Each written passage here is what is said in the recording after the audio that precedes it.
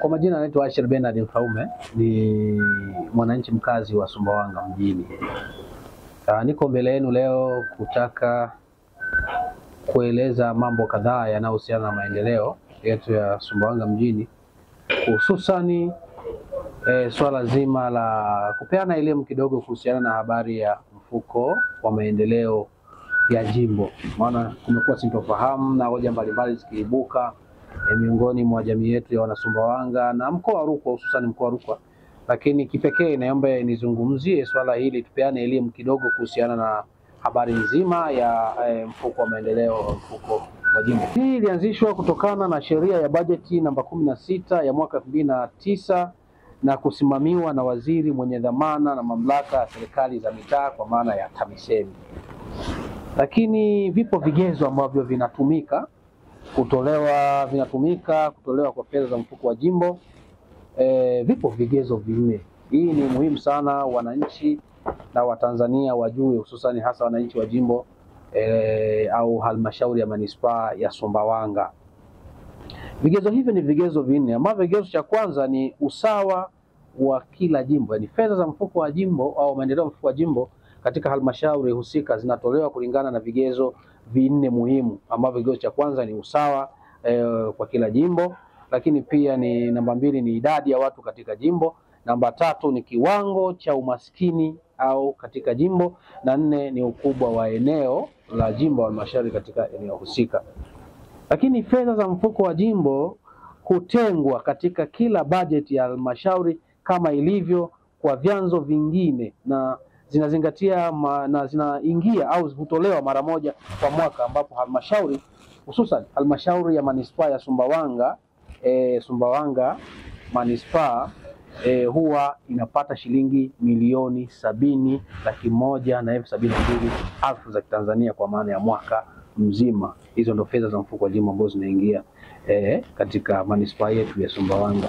Takwimu hii ni kwa mujibu wa taarifa. Unajua ipo shida ya wananchi. Taarifa hizi ni taarifa nyeti ambazo kila mwananchi anao haki au ana wajibu wa kuzifuatilia na kuzijua, na zinapatikana katika ofisi zetu za umma kwa maana ya ofisi ya mkurugenzi. Ukienda ofisi ya mkurugenzi manispaa ya Sumbawanga au manispaa yote katika ofisi za mkurugenzi katika halmashauri zote za mkoa wa Rukwa, taarifa hizi ukienda kama mwananchi kuziomba wanakupatia, na ukihitaji ufafanuzi pia wanakupatia, kama vile ambavyo mimi kwa jitihada zangu nilijaribu kupita katika ofisi hizi za umma kutaka kupata taarifa muhimu zinazohusiana na mfuko wa maendeleo ya jimbo hususan katika jimbo la Sumbawanga, ambalo kimsingi ndio limekuwa na sintofahamu na mijadala kadhaa wa kadhaa ikitolewa juu ya matumizi haya ya mfuko wa jimbo, na bahati nzuri nimefanikiwa kuzipata taarifa hizo, na nikaona ni vyema si vyema nikasalia nazo peke yangu. Tupeane elimu, lakini pia tupashane habari juu ya taarifa hizi za matumizi ya mfuko wa maendeleo ya jimbo katika manispaa ya Sumbawanga. Kwa hiyo takwimu hiyo ambayo nimeitoa hapo ni kwa mujibu wa taarifa kutoka ofisi ya mkurugenzi wa manispaa ya Sumbawanga. Vizuri kwamba katika kamati ya mfuko wa jimbo inaundwa na watu saba kutoka katika halmashauri au wajumbe 7, na wajumbe hao naomba niwataje kwa mujibu wa kanuni na taratibu ambazo zimewekwa. Mjumbe namba 1 ni mbunge wa jimbo ambaye anachukua nafasi ya mwenyekiti katika kamati hiyo, na mjumbe wa pili ni afisa mipango wa halmashauri. Huyu anachukua nafasi ya katibu, anakuwa ni katibu wa mfuko huo wa maendeleo, wa kamati ya mfuko wa maendeleo ya jimbo. Lakini namba 3 ni madiwani wawili, mmoja, na katika madiwani hao lazima mmoja awe mwanamke kwa maana ajenda inazingatiwa. Na namba 4 ni watendaji wa kata wawili wanaotoka katika halmashauri husika, na namba 5 ni mjumbe kutoka asasi isiyo ya kiserikali au asasi zisizo za kiserikali kwa maana ya angels, mashirika yasiyokuwa ya kiserikali. Hao ndio huyo wanafikia hatua ya kutimiza wajumbe 7. Na majukumu ya kamati hiyo ni nini? Majukumu ya hiyo kamati yenye wajumbe 7 ambao ni mbunge kama mwenyekiti, afisa mipango kama katibu, madiwani wawili kwa maana ya mwanamke na mwanaume, na mjumbe mmoja kutoka katika asasi zisizokuwa za serikali, kwa maana mashirika sio ya serikali, za kiraia. Moja, majukumu yao ni kama yafuatao. Moja ni kupitia na kuchambua vipaumbele husika vilivyowekwa na halmashauri kuelekea utekelezaji wa vipaumbele hivyo. Lakini mbili ni kukubali au kukataa vipaumbele hivyo vilivyowasilishwa katika kamati hiyo, ambavyo tayari ile fedha inakwenda kwenye utekelezaji. Namba tatu ni kuandaa taarifa ya mfuko wa jimbo wa robo mwaka. Na namba nne ni kufanya majukumu mbalimbali ya mfuko wa jimbo, kwa maana sasa ya kuelekea kwenye utekelezaji. Kwa ufahamu huo, kwa maelezo hayo, sasa nafikiri tutakuwa tumeweza kupata walau dondoo kidogo kuhusiana na habari nzima ya mfuko wa jimbo, kina nani wanaohusika na mfuko wa jimbo, ni wakina nani ambao kimsingi wanakwenda kutekeleza majukumu yote yanayohusiana na mfuko wa jimbo na utekelezaji wake. Hapo tumeelewana. Sasa katika harakati zangu za kupata taarifa, hususan nimesema tutaegemea katika jimbo la Sumbawanga mjini, tayari nimepata taarifa kadhaa za utekelezaji wa mfuko wa jimbo, na ninapenda nishare nanyi hapa, kwa sababu ninazungumza hapa, wananchi wananisikia, watakuwa mashuhuda katika maeneo yao kwamba fedha hizi zimewafikia katika maeneo yao kupitia hiyo kamati na zimekwenda kufanya kazi. Hii ukaingiliwa na mbunge bila utaratibu, au unaweza ukatumiwa na mbunge bila kufuata sheria na taratibu zilizowekwa. Hii si kweli. Hii dhana ni dhana ambayo kimsingi inakuwa imebebwa kisiasa na haina mashiko hasa kwa wananchi, ila wananchi wao wanajua namna gani fedha za mfuko wa jimbo zinazowafikia. Sasa nao taarifa hapa ya utekelezaji wa ilani wa uchaguzi kupitia mfuko wa jimbo ya mwaka 2015 hadi 20 kama inavyoonekana hapa. Hii ni taarifa ambayo inaonekana kama inavyoonekana hapa. Ni taarifa inasema, ina taarifa ya utekelezaji wa ilani ya uchaguzi 2015-20 kupitia mfuko wa jimbo. Hii hapa inajieleza, imepambanua namna ambavyo mfuko wa jimbo umefanya kazi, namna ambavyo mfuko wa jimbo umewafikia wananchi, na unatafsiri kwa vitendo kwamba kweli mfuko wa jimbo ni fedha inayotolewa kwa ajili ya maendeleo ya jimbo 2015 hadi 20. Katika mwaka wa fedha 2015 mwaka 2015-16, fedha ya mfuko wa jimbo imetekeleza mradi ufuatao. Hapa inaeleza jina la mradi na kiasi ambacho kilitolewa. Mwaka 2015-16 mfuko wa jimbo iliwezesha ununuzi wa madawati katika shule za msingi na sekondari, ambapo kiasi cha shilingi milioni 39,712,000 kilitumika. Lakini katika mwaka wa fedha 2016-17 fedha za mfuko wa jimbo zilitumika katika mradi ifuatayo: ujenzi wa zahanati Mponda. Fedha ya mfuko wa jimbo ilipelekwa katika ujenzi, ilielekezwa kupitia kamati ile ambayo tumeeleza hapo mwanzo, kwenda kuhakikisha kwamba ujenzi wa zahanati ya kijiji cha Mponda, ambapo karibia fedha taslimu shilingi milioni 5 zilipelekwa huko. Lakini ujenzi wa zahanati Milanzi, hiyo ni mwaka 2016-17, ilipelekwa milioni 5. Uwekaji umeme wa nguvu ya juu wa zahanati ya Wipanga ilipelekwa milioni 6. Ununuzi vitanda 6 vya kujifungulia kutoka MCD zahanati za Wipanga, Chipu, Mtendo, Chelenganya na kituo cha afya Mazu, zaidi ya milioni 4,900,000 na 99,800 zilielekezwa huko. Lakini ujenzi wa sekondari ya Kichema ilipelekwa milioni 5.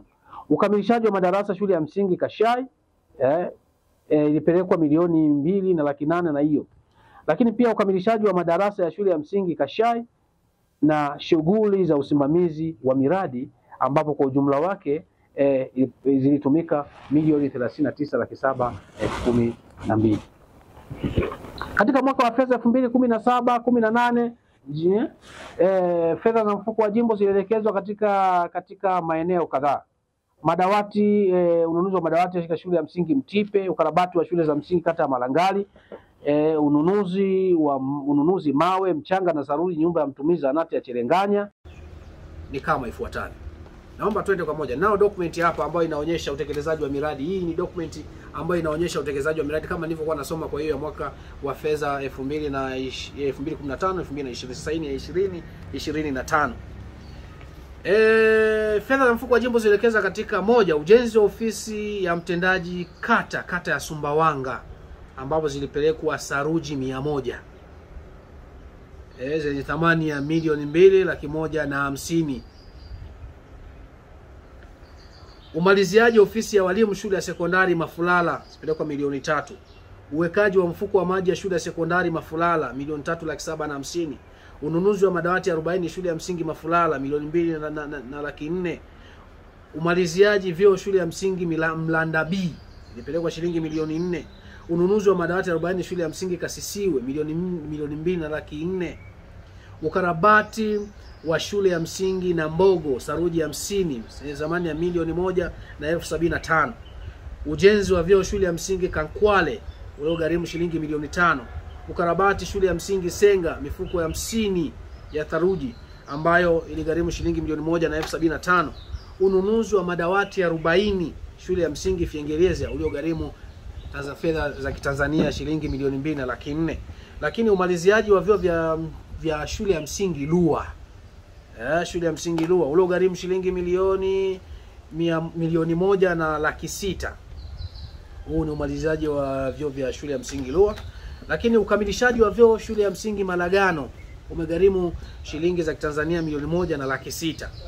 Ukarabati wa zahanati ya Tamasenga mifuko 33 ya saruji uliogharimu shilingi 720,000. Ukarabati wa madarasa shule ya msingi Pito mifuko 50 ya saruji uliogharimu thamani ya shilingi milioni 1,075,000. Ukarabati shule ya msingi Utengulo mifuko 50 ya saruji uliogharimu shilingi milioni 1,075,000. Ukarabati ofisi ya kata ya Luisha mifuko 40 ya saruji uliogharimu shilingi 860,000. Lakini ununuzi wa samani shule ya sekondari ya Aeshi Pomomoka ambao umegharimu shilingi milioni 4,310,000 ambazo fedha zitumika kununua samani kama vile sofa, kiti cha mwalimu mkuu, shule mwalimu mkuu, kabati, milango mitatu, TV cha 43 na kingamuzi cha Azam TV. Lakini pia fedha za mfuko wa jimbo ziliweza kusaidia nguvu za wananchi wa vyumba vya madarasa shule ya msingi Kasense mifuko 100 ya saruji ya thamani ya milioni 2,150,000. Ukarabati wa madarasa shule ya msingi Chanji mifuko 100 ya saruji milioni 2,150,000 zilitumika. Uingizaji umeme ofisi ya kata ya Chanji zilitumika milioni 3,021,000. Kusaidia nguvu za wananchi ujenzi wa hosteli ya wasichana shule ya sekondari Kilimani ilipelekwa shilingi milioni 8,211,000. Fedha hizi za mfuko wa jimbo. Ukarabati shule ya msingi Kiwelu milioni 2 ilitumika. Ununuzi wa mashine ya kutolea fotokopi shule ya msingi Jangwani milioni 2 ilitumika. Ujenzi wa kivuko cha Mawenzusi via Kisa milioni 1,500,000 ilitumika hapo. Ukarabati wa madarasa mifuko 100 ya saruji shule ya msingi Isesa milioni 2,150,000 ilipelekwa hapo. Kusaidia nguvu za wananchi ujenzi wa zahanati ya Kinamwanga milioni 2 ilipelekwa hapo. Ununuzi wa madawati 60 ya shule ya msingi Izia milioni 3,600,000 ilielekezwa hapo. Ukarabati wa vyumba vya madarasa shule ya msingi Malangali mifuko 50 ya thamani ya milioni 1,075,000 zilitumika. Ukamilishaji wa ujenzi wa matundu ya vyoo shule ya msingi Mwenge A fedha taslimu shilingi 900,000 zilielekezwa hapo na zikatumika. Ujenzi wa matundu ya vyoo vya walimu shule ya sekondari Kichema shilingi milioni 2 ilielekezwa hapo.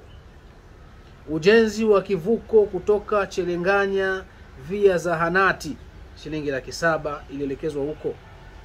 Uwekaji wa mfumo wa maji kijiji cha Matanga shilingi 2,250,000. Na hii imepelekea kuwa jumla ya fedha shilingi milioni 70 1,172,000 za Kitanzania zimetumika katika utekelezaji wa miradi ya mfuko wa jimbo katika jimbo la Sumbawanga mjini.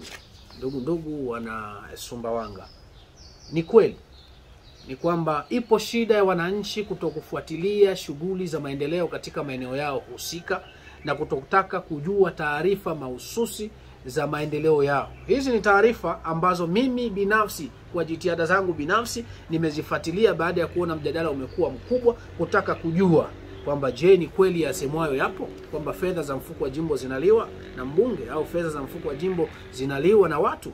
Na kwa ushahidi huu wa nyaraka hizi, kwanza nipongeze ofisi ya mkurugenzi kwa kutoa ushirikiano, lakini pia na ofisi nyingine zinazohusika kwamba fedha za mfuko wa jimbo zinatumika na zinakwenda katika maeneo ambayo yamekusudiwa na kamati husika ili uweze kutekeleza na kutatua kero na changamoto za wananchi katika maeneo husika.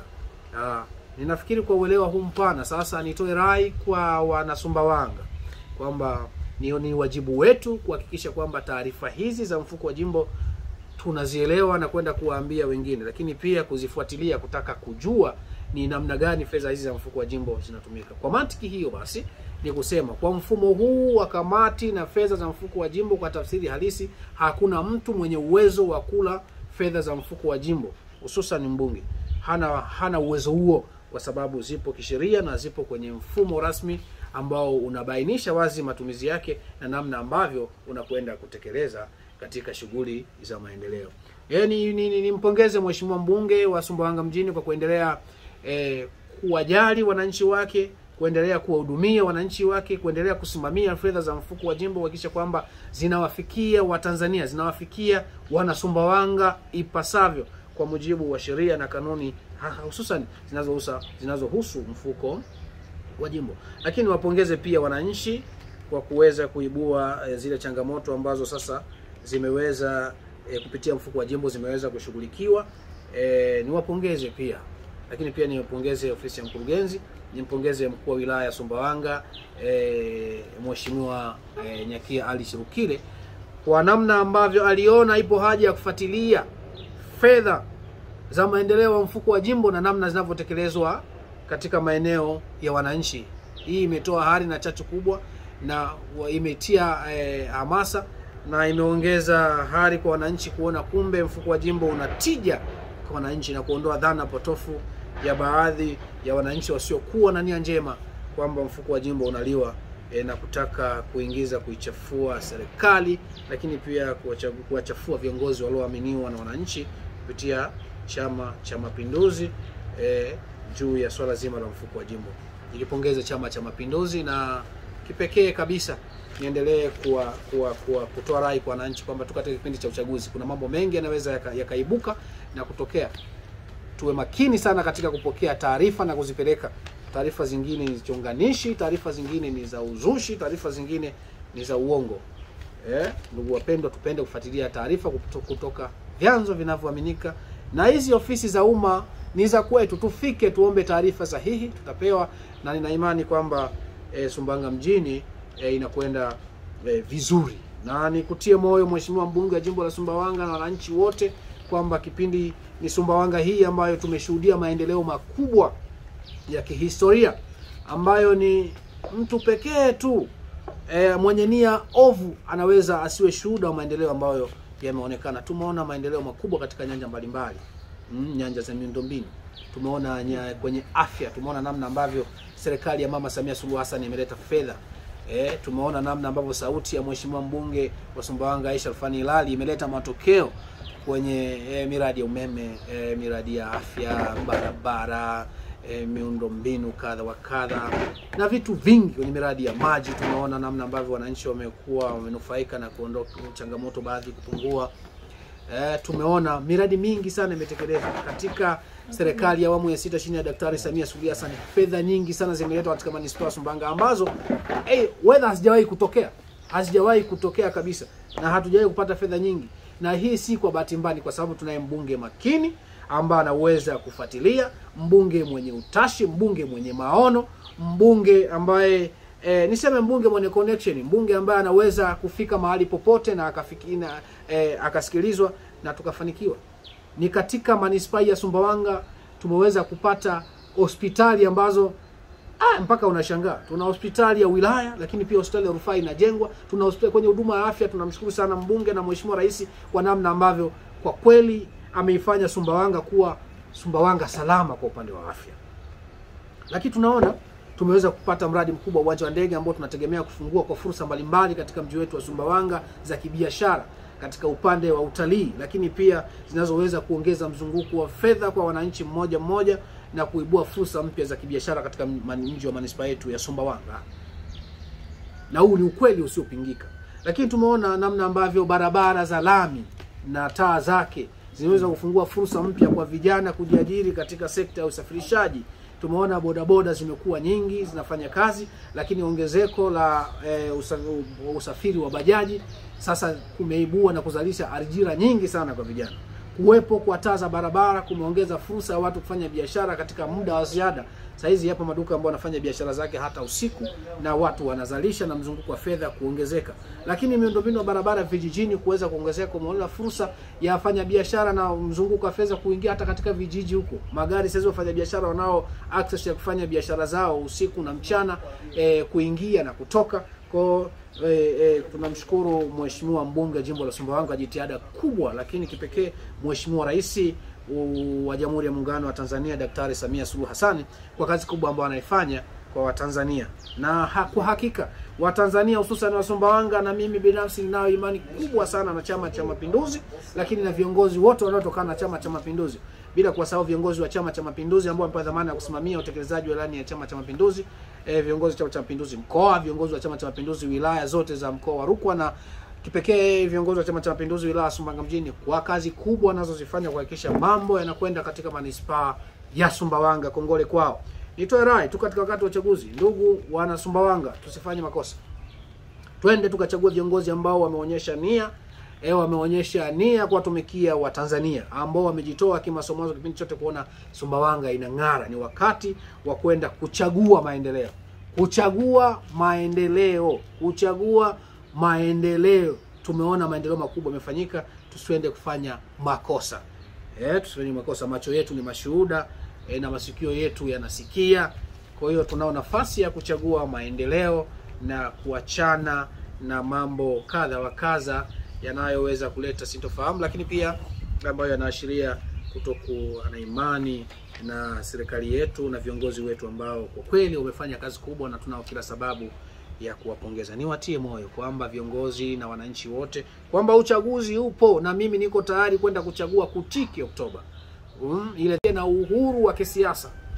Ni jambo la ajabu kuona wanasiasa wanatoka na kuanza kubeza jitihada hizo ambazo zimeonyesha uhimilivu na ustahimilivu wa kisiasa, na kupitia kiongozi wetu wa nchi ambaye ni Daktari Samia Suluhu Hassan amefanya mambo makubwa.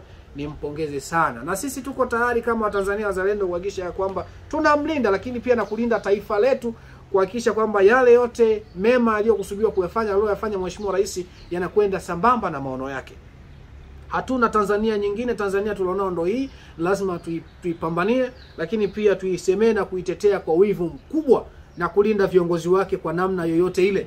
Na pale watu wenye nia ovu wanapotaka kujitokeza kutaka kuvuruga yale ambayo mema yameandaliwa kwa ajili ya taifa letu na vizazi vyetu, tuko tayari kuhakikisha kwamba tunakemea na kupinga kwa nguvu kubwa.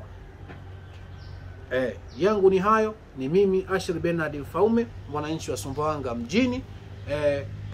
Ninafikiri kwa hatua hizi sasa tumekwenda pamoja na kupata uelewa pamoja kuhusiana na swala zima la mfuko wa maendeleo ya jumla. Asanteni sana kwa kunisikiza. Jamhuri ya Muungano wa Tanzania, kazi iendelee. Kazi utu, tunasonga mbele kwa kishindo. Asante sana.